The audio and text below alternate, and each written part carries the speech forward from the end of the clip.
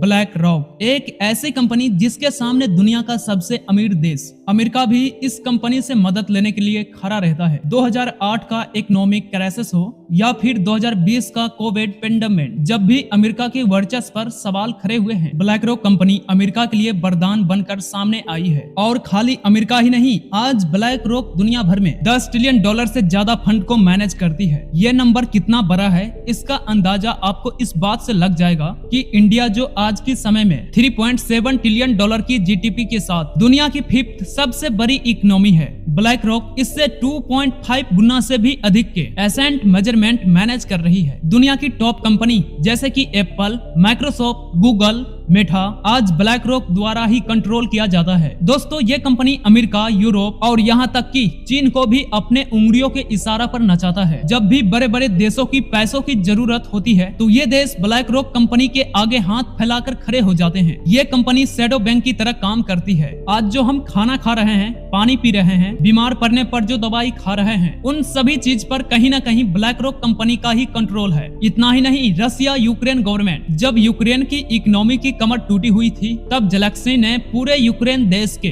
Fund की चाबी और किसी को नहीं दी, बल्कि सीधा ब्लैक रॉक कंपनी को थमा दी। इतना सब कंट्रोल करने के बाद भी अगर आपने अभी तक इस कंपनी के बारे में नहीं सुना तो इसके पीछे ये रीजन है कि ये कंपनी खुद सुर्खियों में रहना नहीं चाहती, ताकि इनके काले कारनामे लोगों के सामने ना आ सके। इसलिए इन्होंने वर्ल्ड की टॉप मीडिया आउटलेट को अपने कंट्रोल में कर रखा है। इसलिए दोस्तों, आज की वीडियो में हम इसी ब्लैक रॉक कंपनी के बारे में जानेंगे। तो चलिए जानते हैं। So without and for delay, let's get start. History, black rock और लैरी फिंक। दोस्तों, वीडियो को शुरू करने से पहले आइए सबसे पहले कंपनी की हिस्ट्री और उसकी फाउंडर की कहानी को समझते हैं, क्योंकि तभी आपको समझ आएगा कि कैसे इतनी कम समय में यह कंपनी फाइनेंस की दुनिया में बादशाह हासिल कर पाई है। दोस्तों, ब्लैक रॉक कंपनी का फाउंडर लैरी फिंक है। अमेरिका के एक साधारण परिवार में पैदा हुए थे, जिनकी रुचि फाइनेंस और स्टॉक मार्केट में काफी ज्यादा था। वो समझ गए थे कि पैसे की पावर पॉलिटिकल पावर से भी ज्यादा होती है। जिसके पास पैसा होगा वो देश का नेता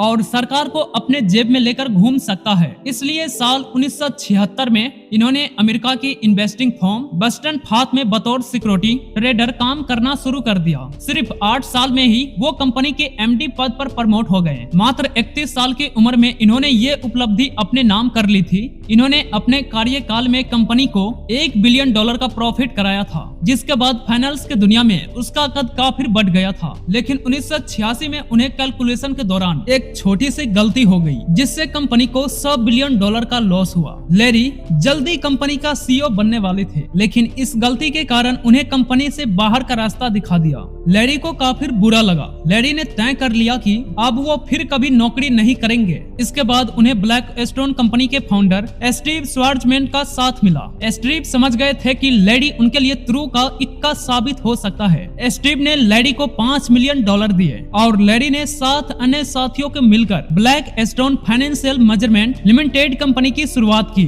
एक तरह से देखा जाए तो 1988 में ब्लैक रॉक कंपनी की नींव डल चुकी थी। इस कंपनी ने तेजी से तरक्की की और 1994 तक ये कंपनी $53 बिलियन के एसेट मैनेज करने लगी थी। बड़ी बड़ी कंपनियां ब्लैक स्टोन कंपनी को अपना पैसा मैनेज करने की जिम्मेदारी देने लगी थी, लेकिन 1994 में स्टीव ने खुद को कंपनी से अलग कर दिया और कंपनी में अपने 35% शेयर सिर्फ $240 मिलियन में बेच दिया। स्टीव इसे अपने लाइफ की सबसे बड़ी गलती मानते हैं। उन्हें आज भी इस बात की पछतावा है, क्योंकि अगर उन्होंने वो शेयर नहीं बेचे होते तो आज उसकी वैल्यू $50 बिलियन से भी ज्यादा होता। स्टीव को अलग होने से लैरी को कुछ खास फर्क नहीं पड़ा और उन्होंने कंपनी का नाम बदलकर ब्लैक रॉक कर लिया। ब्लैक स्टोन से भी ब्लैक रॉक होने पर भी इन्वेस्टर ने भरोसा कायम रखा। साल 1999 में ब्लैक रॉक ने $14 के प्राइज के साथ अपना पहला आईपीओ लॉन्च किया और उन्हें $900 बिलियन की फंड मिली। इसके कुछ ही महीनों में कंपनी $165 बिलियन